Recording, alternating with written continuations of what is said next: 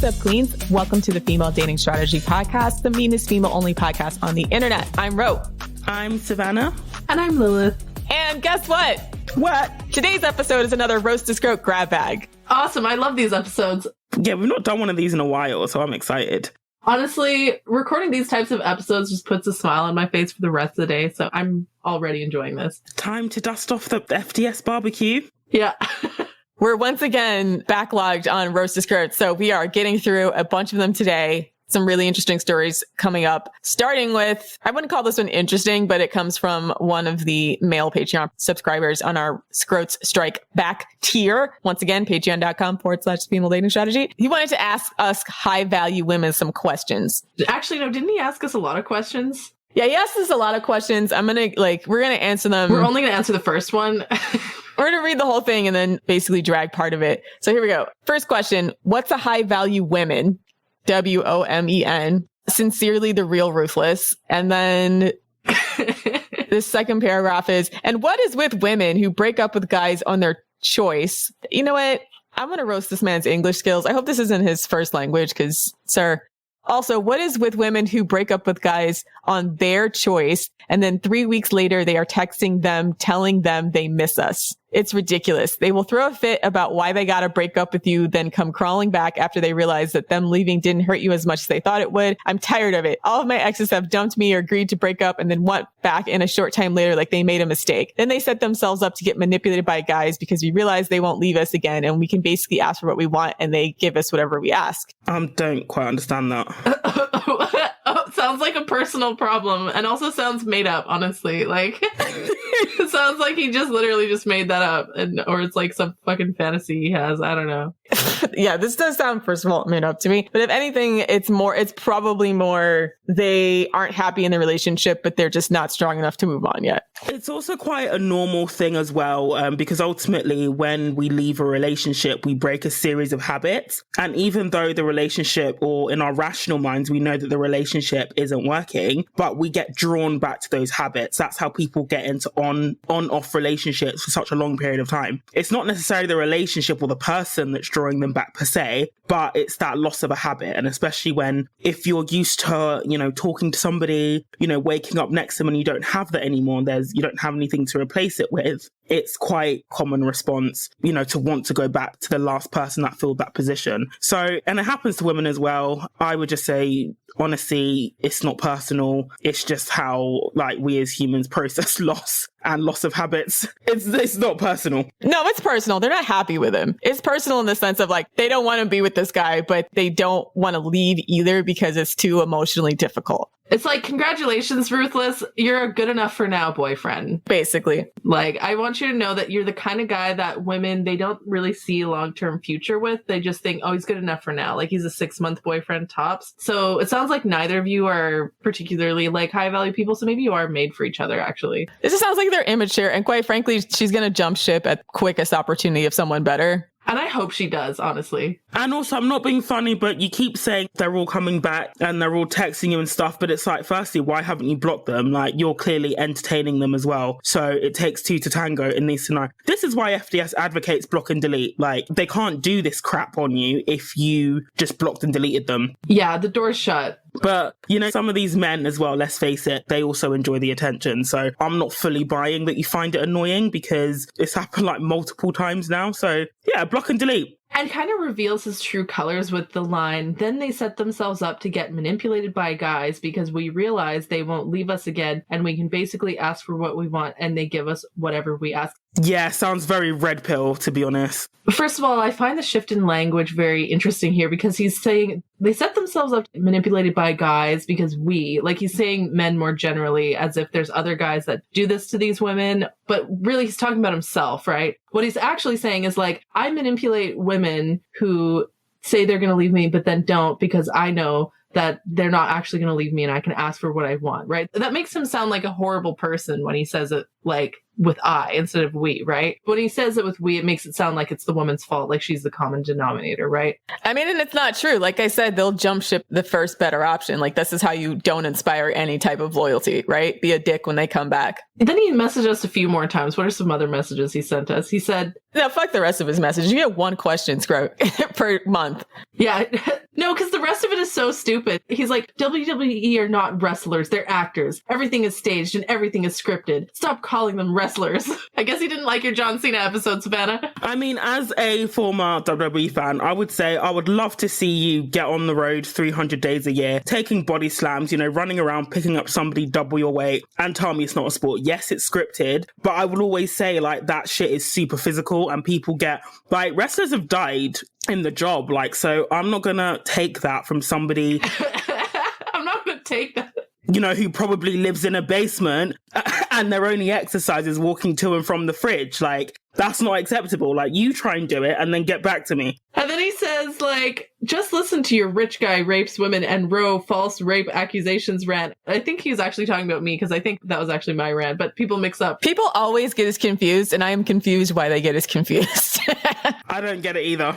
I feel like we sound completely different, but you know what? The fact that people keep confusing me and Ro has made me a lot less worried that I might get doxxed based on my voice. Because if people can't tell the difference between me and Ro, like, there are people that I've met in real life who've listened to the podcast and didn't know it was me, from the podcast. I'm actually kind of happy that people confuse us all the time. It makes me feel a lot safer. Anyways, so he continues, I thought I would bring up an article you thoughtfully ignored. This boy was falsely accused of rape by 5 girls who didn't like him. He didn't even have sex with the girls, and it destroyed him and his social life. You think that's okay? You think it's justice to accuse a completely innocent man to rape allegations and destroy his career when he did nothing wrong? I'm just going to say, like, Ruthless, like, were you there to know that it didn't happen? Like, I don't understand why you're so passionately. And also, another thing as well is that when the thing with false allegations, bit of a rant here as well, is that there are very, very few, if any, that are actually proven to never have happened. Victims can often come forward and say it didn't happen, but that can be more often just to get the investigation to stop. Like, when I've spoken to police officers, they've never come across a case where they've actually proven that it didn't happen.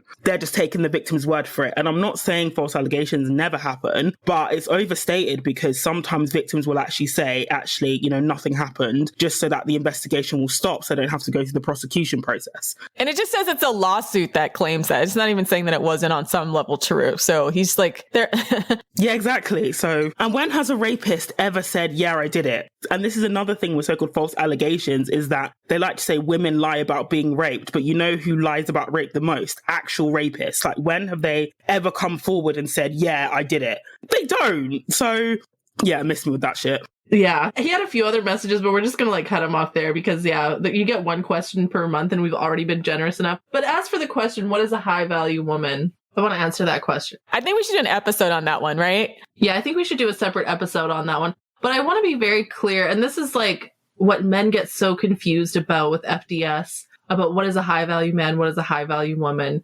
Value is, first of all, subjective. So yeah, there is some objective, like market value kind of stuff, I guess. But when you're talking about economics, but like we're talking about a high value man and a high value woman. In sales, generally, value means the perceived worth of something outweighs the cost. And so when we say a high value man, we're talking about a man who adds value to the woman's life and does not subtract value. He doesn't cost. He's not costly to her, right? And a lot of men, unfortunately, are very costly to women and don't add a lot of value to women's life, right? So in my opinion, a man's worth is based on the degree to which he impacts women's lives. If he has a negative effect on women's lives, he's negative value. If he positively impacts women's lives, he's positive value. That's the men. Now, as for the women, this is the part where men get confused because they think that, a high value woman is what most men find sexually appealing or sexually attractive. They'll be like, I want a woman who's like 16, 100 pounds, big old titties, tiny waist. And, that's all fine. That's, if that's what you're sexually attracted to, that's on you, right?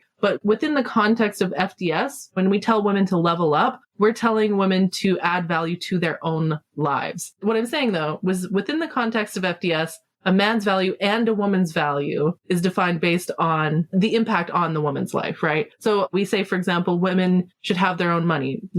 Could be a career, could be a job, but, a woman should be financially self-reliant. A lot of men will jump in and be like, well, I don't think it's attractive when women have their own money. I don't care how much money a woman makes, the man should make money and so on. It's like, well, I don't really care about that because if the man values dependency, for example, right, that's not beneficial to the woman, right? So a high value woman is a woman who maximizes her potential in life, has, a group of friends that she can rely on for support and so on. That's another thing. A lot of men will be like, oh, like, I don't like women who spend all their time with their friends. Like, I want her to be, solely have her attention on me. That's what they value, right? But within the context of FDS, women who don't have a support system with other women, they're more vulnerable. It's not beneficial to you as a woman to be isolated, right? So yeah, a high value woman is financially self-reliant.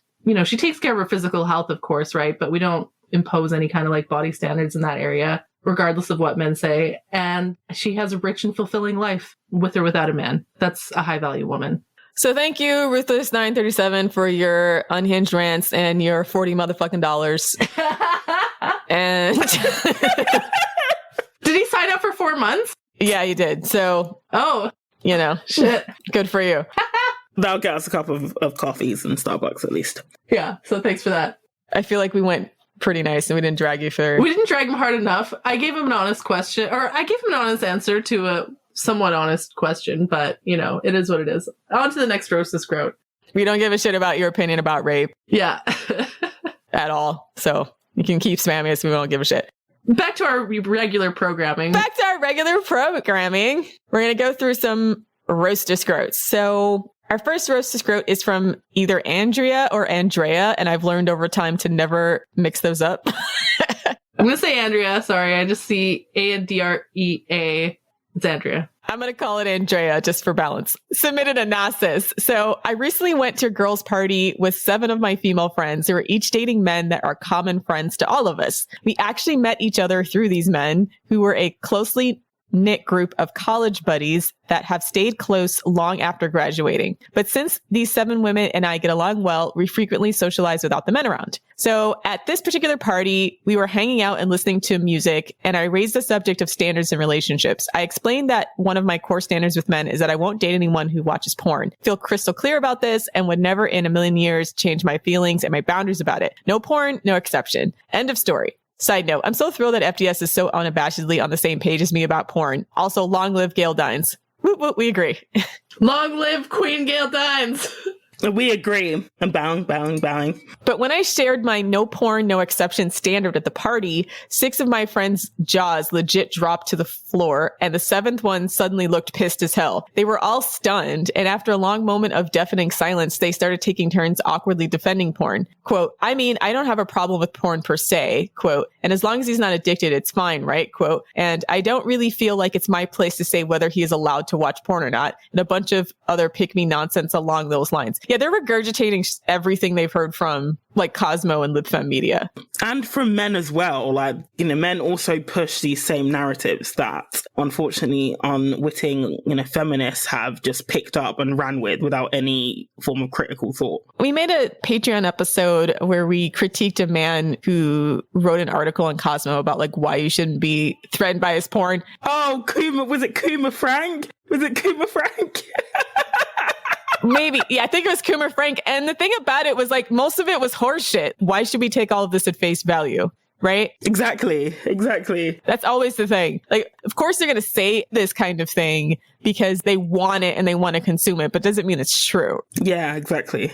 So for most women, you can tell it's not true by the way that they act in your relationship sexually. Like a lot of these guys' penises don't work in their 20s or like they need such extreme sexual stimulus or like abusive sexual stimulus that only comes out of porn and doesn't really actually feel good to women, that why should we continue to support the industry? And in addition to all the other problems with it, which we've gone over in other episodes. I will say though, I am the sort of person where sometimes I'll just say something controversial at like a party and watch everyone else just sort of like trip over themselves trying to like, just to watch the bomb go off. And I'll say something that's like controversial but objectively true. And then everyone else will be like tripping over themselves trying to come up with like a rationalization or trying to argue with it or whatever. I'll just sit there kind of like, I don't know, I just like to start shit sometimes. I'll just patiently sort of like objection handle each and every single one of their bad fucking arguments. And like, as you can tell, I'm a lot of fun at parties. I handle it with like humor, and we end up like, usually by the end of the conversation, it's like they've heard kind of a different perspective, and,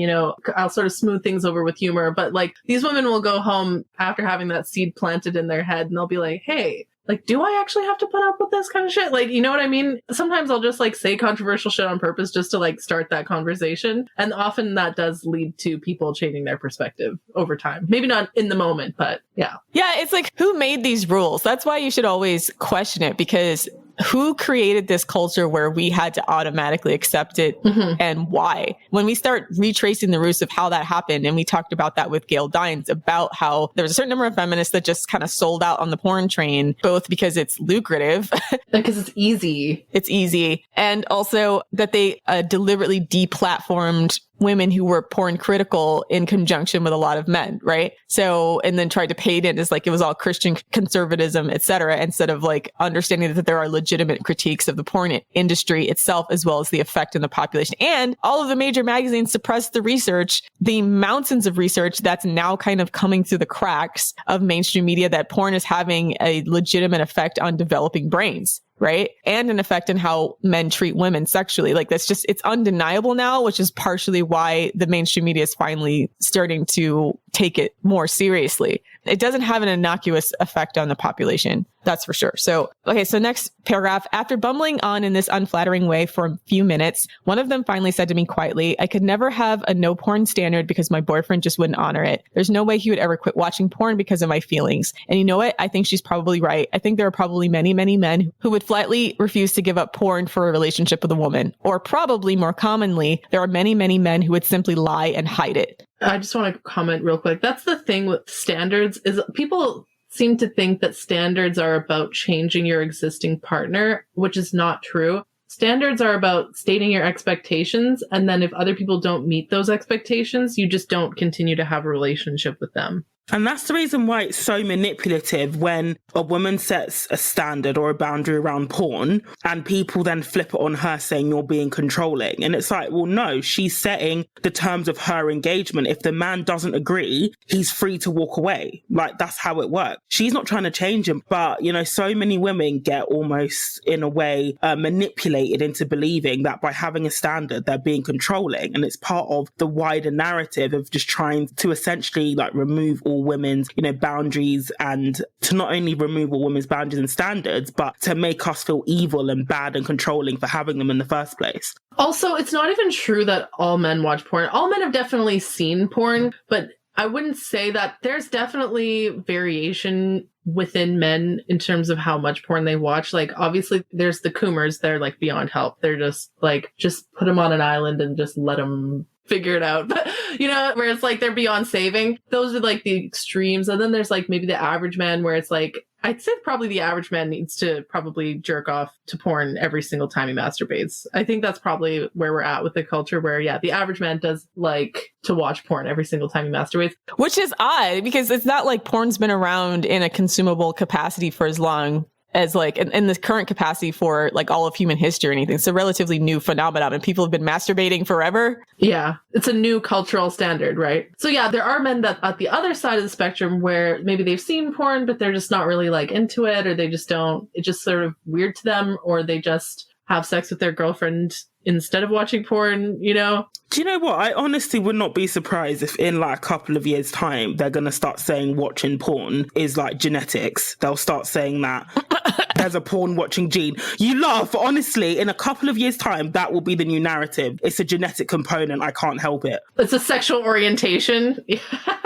It's sexual orientation, like Coomerism, and it's genetics. That's what they're going to be arguing very soon. Because also with this, is my psychology MA hat on, is that you can, like, correlation doesn't always equal causation. And there are many things that have a positive correlation, so they seem to be affected by the same thing. So they go up at the same time, that are completely unrelated. So you could find, say, it'll be easy. It actually wouldn't be that difficult to do some sort of, you know, crappy scientific study that shows a relation between a certain gene and watching porn. I'm laughing because I know you're right. Yeah, exactly. Right. It's coming. Honestly, it's coming. It's everything but hold men accountable. It's always like, they can't help anything. And so even if they couldn't help it, we're on the side that, oh, fucking well. And we should just cut those guys off. They're not entitled to relationships with women. Like, if you, for whatever reason, have a problem, like, you have to fix that problem to make yourself an attractive partner. So if you are like a obsessive compulsive, genetically born, genetically made Coomer, OBC, was it? I don't know. Obsessive compulsive Coomerism. We need to like patent that term. Let's call it the DSM-5. Or the DSM-6, yeah, the DSM-6, yeah. Let's submit that to and tell him. Obsessive compulsive Coomerism. That's a thing. You heard it on FDS first. OCC. Yeah. It's going to be hilarious when they do that, and then we can like come back to this episode. No. They wouldn't call it Coomerism. They'd call it like obsessive compulsive porn consumption. So it'd be like OCPC or something like that. I think we're manifesting this because if you know the history of the DSM and just how sometimes roughshod it is, I wouldn't be surprised if that ends up in the next one, the DSM-6. It'll either be the DSM-6 or they'll go down the genetics routes or maybe both, because in the DSM, they'll just say it's a disorder and I can't help it. Or the genetics route or both. But you heard it from us first. Oh my God. Moving along, I felt a wave of pity surge through me as I listened to my friends' reports of feeling helpless and defenseless in the face of their men's selfish Coomer lifestyles. And I wondered why they would want to stay in relationships with scrotes who wouldn't honor a standard like that, which is rooted in the basic values of respect, dignity, and let's face it, human rights. We all know about the horrors of the porn industry. And frankly, I also wondered if any of my friends actually enjoy their sex lives with these men at all, because in my experience, sex with men who are actively using porn is just not good sex. This is so true. And I think it's that nobody's given women permission to say no. All of the culture says that women are selfish, controlling, and not open-minded enough, and that it's supposed to benefit us somehow if we encourage our significant others' porn habits. This is why FDS is so necessary, because we need to just be able to say, like, your dick is broken. Like, this isn't working. Like, you're bad at sex. Porn sick, limp dick. Here's the thing. Before FDS, I used to just like struggle in some of my relationships with men where the sex wasn't good. And I would just be in like troubleshooting mode, trying to like help him overcome his anxiety or help him do this or whatever. Like, you know, I try to be as accommodating as possible in our sex life. And now I'm realizing like, what the fuck was I doing all of this for? Like, they're the ones who should have been pleasing me this whole time. Okay. Like, why am I coming up with all these accommodations for his Coomerism? This is ridiculous. It's because all of the women's magazines are about how to please men, and all the men's magazines and all the men's media is about how to please themselves. Yeah. A lot of these women probably are in relationships with men who watch porn and they have erectile dysfunction or they have weird fucking kinks, and the woman's just like, oh, okay, I guess we can try that or whatever. It's like, no, you do not have to try that. Okay. If you don't want to do it, you don't have to. And if it doesn't give you pleasure, you don't have to do it. And he's the one who's supposed to be pleasing you. As I said on my Twitter account several months ago, if a man is not making you orgasm all the time, he's porn sick and you should dump him. Yeah. It doesn't matter if the rest of the relationship is like tolerable. And honestly, here's the thing is a lot of these women, the actual relationship won't even be good enough to compensate for the fact that the sex is bad. And this is the thing, if the man is like sexually selfish and he's not interested in your sexual pleasure, there is no way he's not selfish in other areas. Like, people don't work in compartments like that. You know, they come with the whole person. Whoa!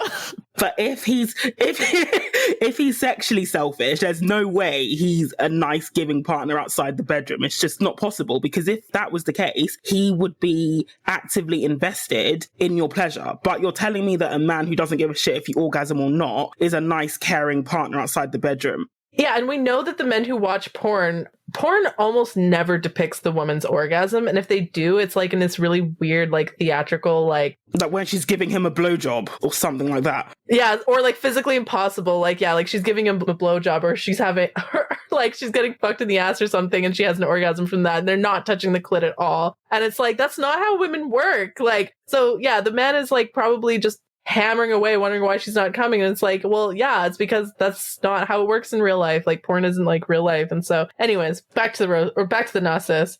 And then in the height of my reverie came the icing on the cake. The seventh friend, the one who looked pissed when I shared my piece, announced that although her boyfriend does not watch porn, she in fact does the quote ethical for women variety. Of course, can I get an eye roll? Yeah, eye roll. And she proceeded to defend and make justifications for her beloved porn in classic lip femme fashion, a whole argument which I've heard before and just have zero patience for. Exploitation is the currency of all porn. I'm not here for it. Mm-hmm. I had had enough. I let the conversation drift for another 15 minutes, and then I politely excused myself from the Pygmisha bonanza. The good news, I ended the night on a queen note at my favorite restaurant, all by my happy self, enjoying a well-made martini, a half A dozen oysters, and a well-loved copy of Andrea Dworkin's Intercourse. Cheers. Queen. Yeah. I mean, this is so tough because kind of realizing the extent that your friend group compromises themselves. I want to say actually the first red flag in this is the fact that you met all of these women through men. I want to say this type of friendship dynamic has never really worked out for me, where my friend group, it's like the men met each other through the women. And so like if the men want to be friends with each other and hang out with each other, they have to like go with their girlfriends kind of thing. When it's the opposite, where it's like the women all meet each other through the men, I've noticed kind of fucked up dynamics happen like in the past. And so I just kind of avoid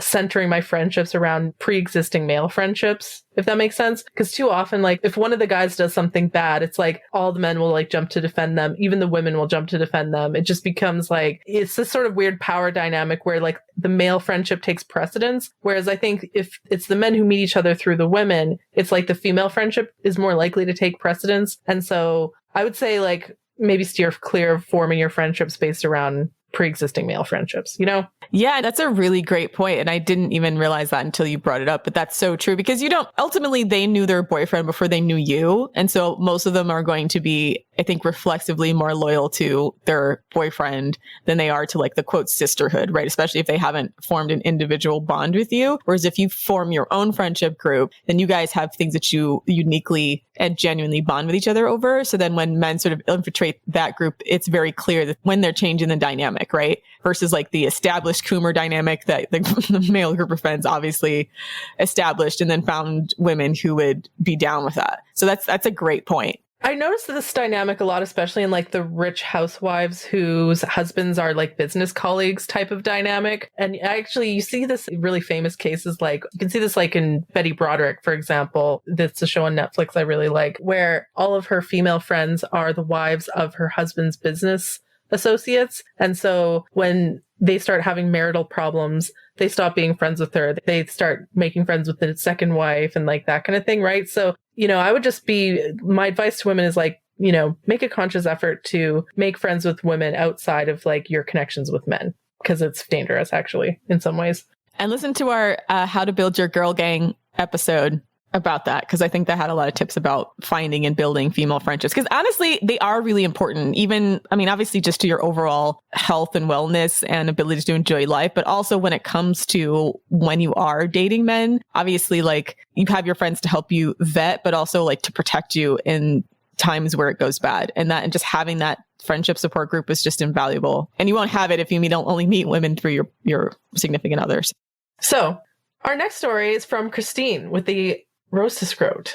She says, "Hi Queens, I'm submitting another scrote story for your roasting pleasure. I met a guy on Coffee Meets Bagel about 3 years ago. At first glance, he seemed like he really wanted to get to know me, and he was an engineer and enjoyed scuba diving and motorcycles, both of which I found really cool. I had so many bad experiences with online dating before that this guy was the best out of all of them. The bar is in hell indeed, but moving on. He set a dinner date fairly quickly, but flaked on the day of and tried to reschedule for the next day. I had enough sense to recognize the disrespect and said no, and then I stopped responding. He kept messaging me after, but I continued to ignore him. Blocking wasn't on my radar since I would feel bad. Clown emoji. It's actually in the email, the clown emoji. I didn't just say that. Okay.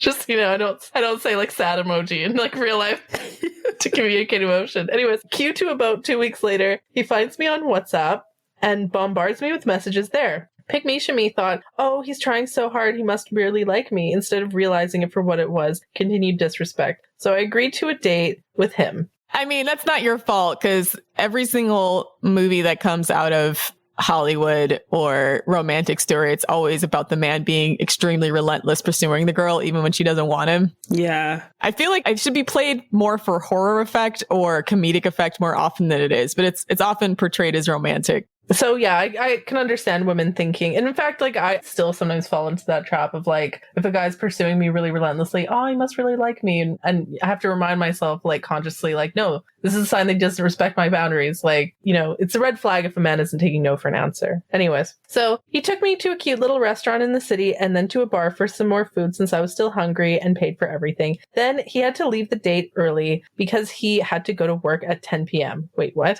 It's like in the emails, like question marks. If he had said he had to go to bed at 10 p.m. because he had to get up early for work, that would make sense. But he had to work at 10 p.m. And surely, like, if you knew you had to work at 10 p.m., I don't know, maybe he's on call or something, but if you knew you had to work at 10 p.m., wouldn't you say, by the way, I have to leave early? You wouldn't just get to the date and be like, yeah, I have to go. Yeah, so suspicious. Who knows? He could just be like an Uber driver or something like that. He got a wife, sis.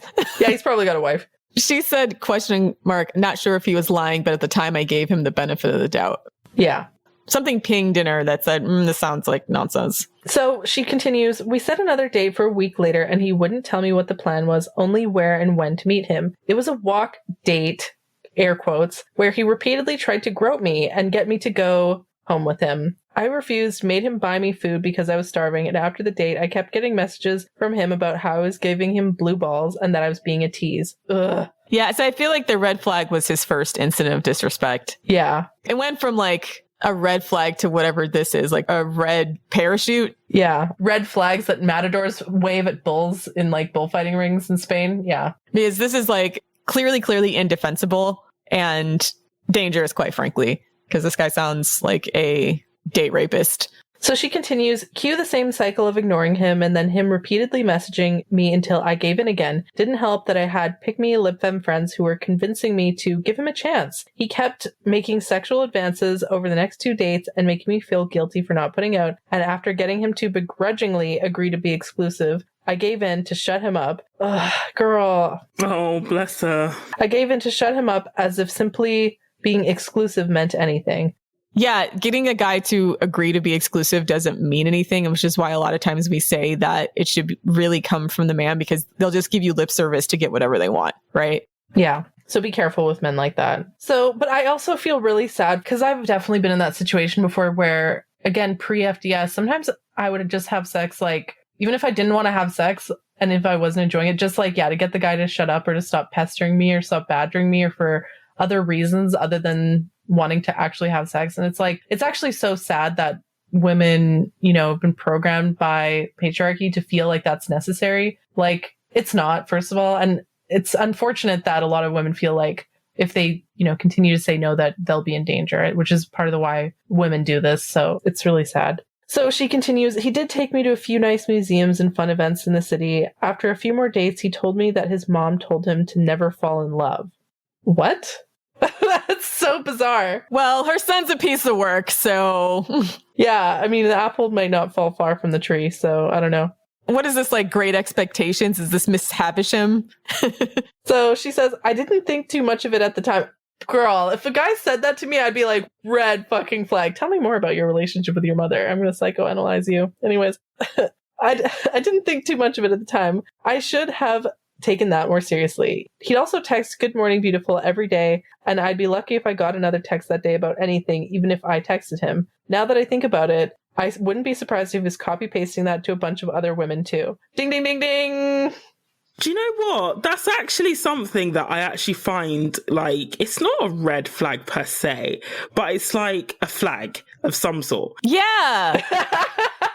That brings up my bullshit. Honestly, like, if a guy doesn't use your name, that just sets me off weird, because oftentimes when I'm conversing with guys online, I would use their name, like, more often. But in my previous, like, when I was previously, like, dating men, I would go back over my texts and realize that you didn't actually call me by my name in any of our messages. And I just find that very, very weird. Yeah. Or he could be copying that to everyone. Yeah, it's like they don't remember, likely, or they're copy and pasting it. Exactly. Well, it's almost like they just don't, like, see you as an individual. Like, I just don't know. It just makes me very nervous when a guy literally never uses my name. Say my name, say my name. I feel like Beyonce was trying to tell us something. Destiny's Child was telling us the truth. Like, if a guy doesn't say your name, you acting kind of shady.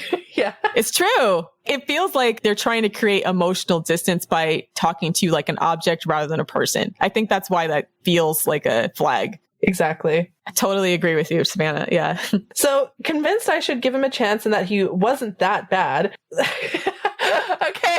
How how many chances does he get? Like, at this point, we've gone from like the Matador flag to like there's now like more red flags than a communist rally in Soviet Russia in 1929. Like, that's how many flags this guy has. I want to zero in on the phrase, he wasn't that. Why would you want a long-term relationship with someone where you're like, oh, he's not that bad, right? Like, I would not want to be with someone. That'll do, pig. That'll do. The idea of being in a relationship with someone, unless I'm like totally crazy about them, is like so weird to me. I mean, some men, it's like, yeah, I might not be crazy about them at first and they kind of grow out on me kind of thing. It's like their continued acts of service increase my attraction to them over time. But like, why would you want to be with a guy where it's like, oh, he's not that bad? Like, if you're thinking that, like, he's mediocre. Like, why would you want to be with someone who's mediocre? So she did mention that a lot of her friends were pressuring her to give him a chance. So it could be a situation where, this is why it's important to cultivate your girl gang. It could be a situation where, you know, maybe she's the odd one out. Maybe she's the third wheel in a lot of her friendships right now. And so, you know, there could be some like pressure to just feel like, oh, I should get in a relationship so I don't feel, you know, like the oddball. So we can go on couple date, you know, what's the word? Like double dates. Yeah. Yeah, exactly. So sometimes that happens with friendship dynamics, but I feel like a good friend would help you hold out for the right one. So it wasn't that bad. We ended up dating for a year. Girl, okay. That's a year of your life wasted on this man. Okay. Savannah, are you okay? Like, I'm barely holding it in. Even though he didn't make me his girlfriend until 5 months in, and I had to ask him multiple times where we stood. He wasn't all bad, though. That's the thing. He wasn't all bad. He did help me out, like put my new apartment together. And he stayed until 3 a.m. once when my flight coming home was delayed, even though he had to work the next day to pick me up. And he treated my family to a really nice dinner. Okay, so these are like, people don't understand about shitty men is that like, yeah, it's not like black and white. Like a low value man or a shitty man isn't going to be shitty all of the time. There's going to be a few moments where they're going to be decent. And you can't allow yourself to be blinded by those good moments when they're being shitty. Yeah, I feel like I have friends that would do this that I'm not having sex with or exclusively committed to. So none of this to me seems, special. I feel like above and beyond is what your significant other should do versus things that you would just ask a friend to do, right? And a lot of these guys can't even really be good friends, sadly enough. A lot of what she's talking about, I'm like, yeah, I mean, if you had a good friend, wouldn't they do this for you, you know? Yeah, exactly. So, but she continues, but the red flags were waving all over the place and outweighed anything good he did. I still had a savior complex and stupidly kept hoping things would change if I just communicated. And she writes that like uppercase, lowercase, like if I just communicated. Like the SpongeBob voice. Yeah, exactly. The SpongeBob mocking voice communicated. This was pre-FDS and I was scared and insecure of being alone still. Yeah, I can relate to that. We've been there. Yeah, we've been there. So, like I said, what society, it's not your fault, right? A lot of this is just bad messaging we got. Yeah. So he frequently flaked on dates and would disappear for days at a time without any explanation. Unless I sexted him, then he would respond quickly. Was that the part you're laughing at, Savannah? Wow. Why am I so driven by pussy? I don't get it. Where they're just like, they'll drop everything to respond to like a nude. That's like peak Coomerism, surely. That is a symptom of peak Coomerism. No, but here's the thing, Savannah. What you have to understand about men is that, like, biologically, they literally are just like a penis, and then the rest of their body is just a life support system for that penis. Like, the whole reason why they exist. I said this on Twitter, and some people like loved it and hated it. The rest of you is just a penis life support system. I know Gail Dines, in our episode with Gail Dines, she was like, men are more than just life support systems for their penises. And I'm like, the way that they act like on their own kind of makes me think that that's exactly what they are. I love you, Gail Dines. Please don't hate me. Okay. Let's just say a lot of these guys are really not maximizing their like potential of their mind and their soul. They just go through life essentially as a life support system for their erect penis. Anyways, yeah, unless I sexted him, then he would respond quickly. Like a stubborn ass, I pursued him more to get him to see I was worth his time. Oh, that's so sad. Okay. Once he flaked because he apparently didn't do his laundry, and another time to deliver cash to his cousin's boyfriend's mom. cousin's boy. What? Yeah. This guy sounds like a drug dealer, to be honest. I mean, I'm not even being funny, but like the disappearing for days at a time, sending massive amounts of cash, like hand delivering massive amounts of cash to random people. He constantly tried to get me to do anal and wouldn't quit asking even when I told him no, trying to tell me it'll make you feel good, and even had an accidental slip once. Okay, so let me talk about that, because this has happened to me, and I honestly want this to be like categorized as sexual assault. Clearly it's not accidental. It's very hard to prove though. And it's one of those things where I feel like we need to start putting the fear of God into men for doing that. Yeah, call back to earlier in this episode when the guy got really mad about the whole false rape accusations thing. I mean, again, I'm saying it's not a false rape accusation if it's actually rape, but I do think we need to put the fear, like, what I like about the whole, oh, don't be alone with a woman in case she falsely accuses you of rape, is that we need to put the fear of God into men, okay? We need to make them fear that there will be consequences for their actions. That was the point about that rant. Right now, men don't fear consequences for their behavior because they know there aren't any. We need to be the ones to, even if we're not actually imposing consequences, we need to make them fear the possibility of consequences to deter that kind of behavior. Yeah, and it's such a horrible thing. Like, I mean, I don't necessarily recommend this, but to the point where like I want to threaten men and be like, if you put your hands on my neck or you try to accidentally stick your dick in my butt, I'm calling the cops. Like straight up, because I feel like that's happened to me enough times where I'm like, they clearly don't understand this is extremely violating and assault. I actually have threatened to call the cops on men before and they immediately back down, like majority of the time. Unless they're like white and rich, and then they'll just laugh in my face. But most of the rest of them, if they're not privileged in some way, they'll immediately back down. To be fair, I sort of went down like the more extreme route, but it did work. So I was meeting a guy. So I watched a lot of true crime with my dad, and then especially in American culture, like it's actually in a way like, because you learn there's like 1,001 ways to kill somebody. So I was meeting this guy, and, you know, I like had a car at the time and I was going to pick him up, like a pick me was, but anyway. And I said, if you try anything at all, I would actually bury your body so well, even the fucking birds wouldn't find them. Because he came to me and there's loads of fields around where I live in the countryside. So I was like, I could easily just dispose of you. Then he actually said, like, I'm actually really scared of you. I was like, good. That's the point. So you won't try anything. My MO is I think I'm actually just going to go ahead and say this in an episode because I think I'm going to stay anonymous for the foreseeable future. I just didn't want my murder MO to get to be like public in case I actually like did this. Just kidding. This is all for comedic purposes and I would totally not do this. But like me and my friends and my sister basically have like a pact of like murdering each other's rapists. And so it's like moving forward, yeah, if any of us ever get sexually assaulted, the MO is we're going to sneak up on him, hit him in the back of the head, put him in the back of my truck, drive off to a Forest Service road, dump him on the side of a road, and wash our hands of him, and then that'll be that. But yeah, so I just wanted to say. But to make sure you don't leave any trace evidence. Yeah, should we bury him or burn him? Maybe start a forest fire to cover up the evidence? No, I'm kidding. No. I'm kidding! We'll take this conversation offline then if I'll give you ideas. Give you ideas. Yeah, we'll take that off. Because I think the forest fire might actually be the thing that they're motivated to find because of how much destruction forest fires cause. Yeah, it does. Yeah. So you actually don't want to do that. Yeah, I'm kidding. So I'll not do that. So like, you don't want to do that.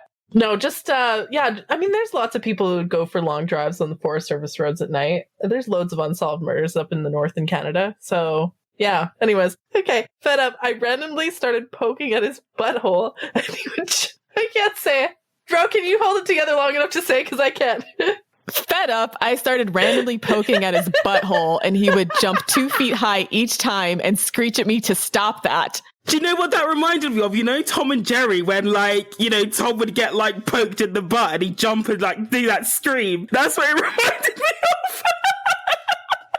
But again, sometimes you have to hold men's hand through the concept of having empathy for women. Because, like, the man will stick his dick in your butthole and, like, expect you to just be fine with it. Or just, like, they expect you to react like they do in porn, right? Where the woman's just like, oh my God, yay, that's so amazing, right? And women in real life are like, yeah, what the fuck? Like, you know, yeah, jumping 2 feet high in the air. So yeah, sometimes you need to put men through what they put women through in order for them to feel empathy for women. Yeah, I'm cool with this. You gonna learn him real good. Oh, no. Oh my God. Ironically, he claimed to be a God-fearing Christian, Jesus Lord, who aspired to be a pastor. Are you surprised, Ro? Like, I don't know why you're acting shocked. No, I'm not surprised. A lot of pastors are creeps. They're just power-hungry creeps that, I mean, no disrespect to anyone in particular, but a lot of these guys are just running a cult, right? No, it's true. And they realize the type of guys who aspire to be a pastor, a small percentage of them are doing it because they genuinely want to help people. A middle percentage are doing it because they think it's a grift. And then the other ones are just cult leaders, right? Like they just realize like I can manipulate people to do whatever I want. They're sociopaths. And the number of affairs that happen in like the senior leadership of the church is ridiculous. Like, and it wouldn't be like a wham bam, thank you ma'am, like one off. These guys would be having an affair for like 10 years with like the choir master whilst getting up every day or every Sunday saying that adultery is a sin. Like, it's honestly so fucked up. Like, it's ridiculous. Like, we need to do like a whole episode on like the lies of the church, because honestly, I've seen some things in my day. Yeah, I agree. It's always like, there's always like one good pastor and then just a bunch of other people who I don't know how to describe them, but like they're there for very nefarious reasons that are sometimes hard to articulate, but you can kind of see in their behavior. So next, he was also terrified of periods and bragged that when one of his exes had her period, he refused to see her because he thought it was gross. Why would he brag about that? What is this, like Leviticus rules? Yeah, I was going to say that sounds very, very Old Testament, because in the Old Testament, in Leviticus, it says if a woman is on her period, she's basically an outcast. She can't go to the temple, basically like, you know, create a wide berth around her. They were basically treated like they were lepers. Like, you know how like lepers were kept outside the city away from everyone else. That's how women on their periods were basically, or like that's how Leviticus basically said or depicted how women should be treated on their periods. That's so fucked up. That they were unclean, yeah. Yeah, basically you sit in a chair. If I'm not mistaken, like you're supposed to sit in a chair in like one room. Yeah, because anything you touch should be unclean because you were unclean for having a period. Yeah. Which sort of kind of maybe a little bit makes sense, you know, pre-antibiotic, pre-sanitary napkin phase if you have like open blood. Yeah, but they were slaughtering animals, like, and didn't give a shit about cross-animal contamination, not washing their hands, using blades that probably weren't cleaned or sterilized. Yeah, they had all kinds of foodborne illness and stuff. Like, there are other things that were... It was just misogyny, honestly. They just didn't understand it. They were like, why do women bleed when they are not wounded? I don't understand. It must be demons. I don't know. Like, they just didn't get it, right? So, yeah, it's just plain old misogyny. He also made a comment that if his significant other had his baby, he also, quote, wasn't sure if I could ever look at it the same way again. It being her vagina. This is the guy who claimed he wanted to be married with children one day. Oof, the Madonna Hall complex in play. God, okay. Man is so disgusting, honestly. This man is really a problem. Yeah, he's vile. Yeah. Whole man, call a whole man disposal service. Yes, dispose of the whole man. We were talking about Halloween once, and I told him I had a phobia of porcelain dolls. He immediately said he would decorate my apartment with porcelain dolls when I wasn't home one day. Oh, what a piece of shit.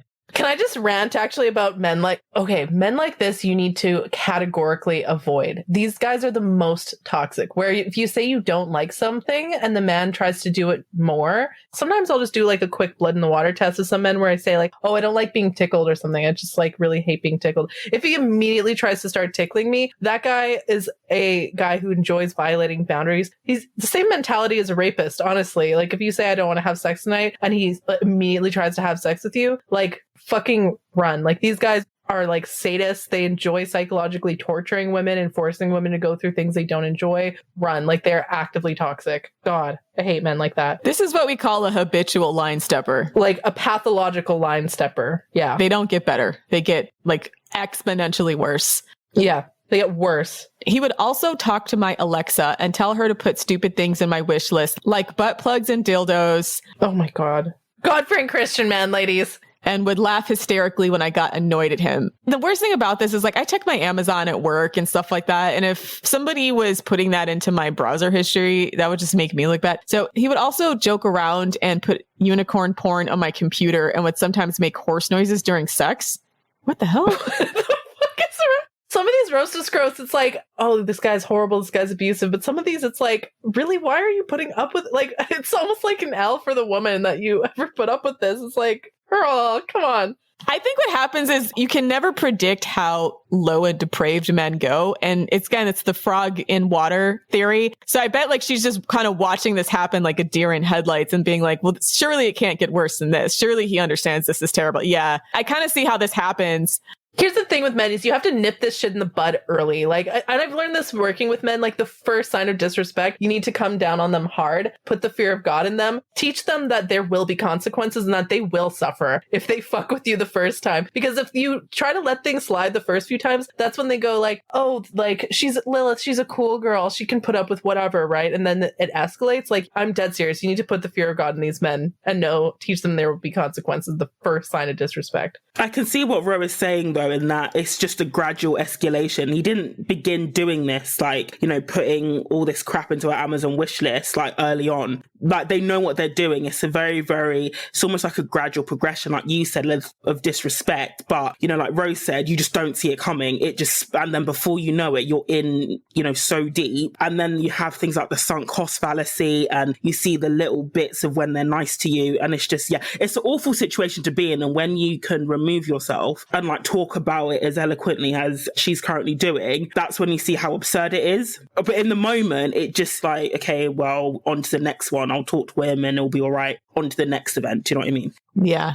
This came out of nowhere. I may have mentioned offhand once that I thought horses were beautiful, but that's about it. Well, he's a porn sick Coomer-Scrote. So everything gets sexualized. This guy is so weird. And also, why would you, if she mentions it offhand, like she likes horses, why would you then go and do something to do with horses? That's fucked up. Like, I don't get what he's getting out of this. This guy has obvious, like, psychological sadistic tendencies. Like, when a man actively enjoys, like, making you uncomfortable or, like, ruining things that you enjoy or, you know, if he finds out you don't like something and he does that more, a sadist. Like, that guy's evil. Like, run. Okay. Later in the relationship, he admitted to dating an 18-year-old when he was in his mid-30s and complained that she acted like a kid, ... Like, what did you expect, bro? I think that's actually a fair reaction. Like, I've known other men who are in their early 30s and they're talking to 17-year-olds complain to me that she's so immature and stupid. And I'm just like, she's 17. And I'm not saying that all 17-year-olds are immature and stupid, but like, you're at completely different developmental ages. Like, why are you talking to somebody who's half your age? Well, they go after these girls because they like how vulnerable they are. Yeah, I would never date anybody who dates teenagers. I mean,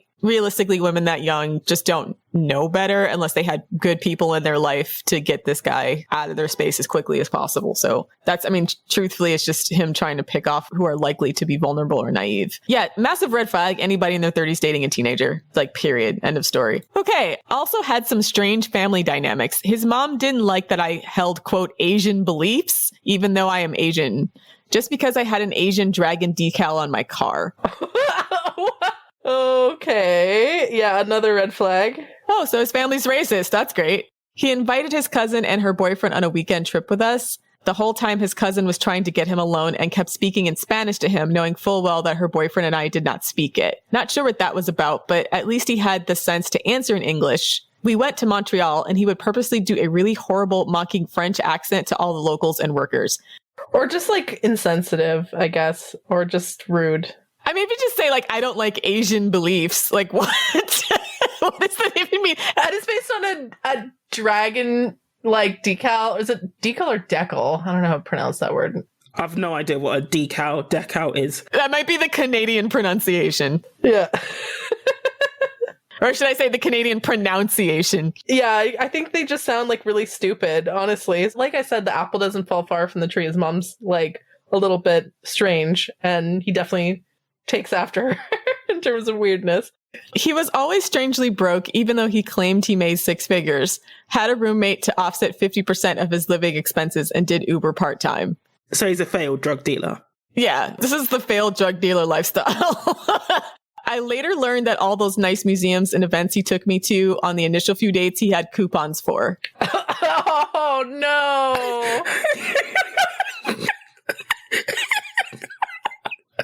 I mean, there's nothing wrong with coupon dates, like, once you're in a relationship, but, like, early in the phases of dating, it's like, really? I also caught him talking to other women, and he never did uninstall his dating apps, even though he lied about it, trying to say those were his family members whose numbers he hadn't saved. Men will just lie the craziest lies. Like, girls, like, this is why you need to challenge men on this shit. I had a guy try to pull this on me. This is a few years ago when I was still using Tinder, and I was like dating a guy, and he's like, oh, it was after he wanted to be exclusive. And then I caught him using Tinder still. And then he was like, oh, I just have some friends on Tinder. And like, that's the only place I can contact them. And I was like, I challenged him on that. I was just like, what do you mean you're friends? Like, if they were your friends, why wouldn't you have them on like WhatsApp or like texting or something? And he's like, oh, I don't know. We just like to use the Tinder messaging app. I'm like, I knew that was a fucking lie. And I was like, okay, so we're not exclusive then, right? Like, you're dating, I'm dating. Like, I guess if you're still using Tinder, we're not exclusive. And then we had a whole argument back and forth. Eventually did delete Tinder, but it was like a really stupid fucking game he tried to play on me. Like, why do men lie like that and expect us to believe them? Like, girls, stop like accepting these kinds. Like, he clearly lied like that before. The woman was just like, oh, okay, I guess. Like, stop letting men get away with this shit. God. I just don't understand what it is in the male brain that allows them just to compulsively say the dumbest shit that's possible and say it with a straight face and believe it with their whole heart and try to convince you of it. Like, what is that? And then they'll be mad when you don't believe them, even though they know it's bullshit. They're mad at you for not believing their bullshit. Like, man. Men, what is wrong with them? Having an XY chromosome is like having a mental like disorder or something. Like, I swear.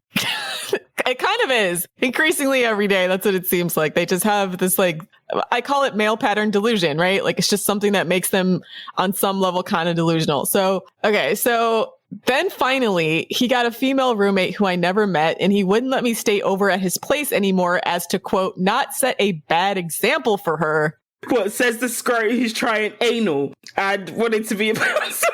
What the fuck? He's definitely trying to fuck his female roommate. That's why. Oh my God.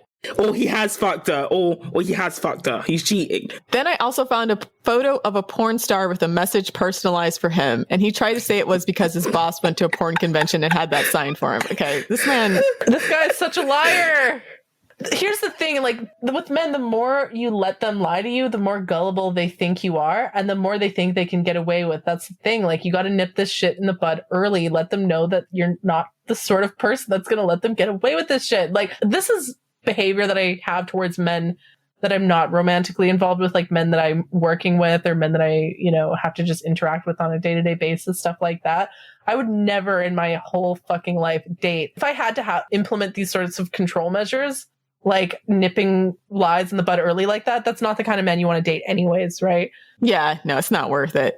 But you need to train them to be used to women talking to them like that, honestly. I think that's good for them psychologically. Yeah, I think I would just like condescend to him if for some reason was still in this relationship. I'd be treating him like he was like borderline developmentally delayed because he was trying to say lies that were pretty absurd to anybody with 2 eyes and 2 ears.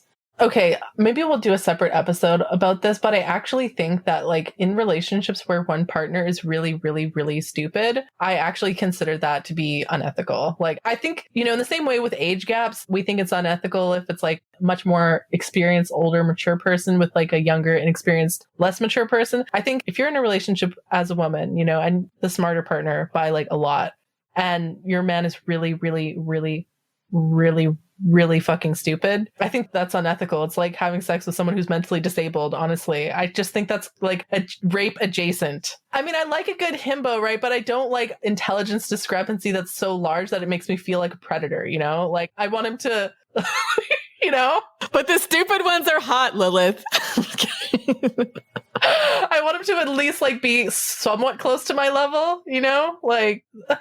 Here's the thing, this guy isn't a himbo because he's dumb, but he's not like a himbo. To me is like someone who's dumb but respects women. This guy doesn't respect women and he's dumb. So he's like malicious to women and is dumb. Like, that's just like a double no. I also asked him about 9 months in how he felt about me. He said that he wasn't in love with me and he didn't know if he would ever be. Anyway, I tried to break up with him several times, but he would always promise things would be better, and stupidly I stayed, even though I was starting to resent him. Really? Starting to. Like, too patient.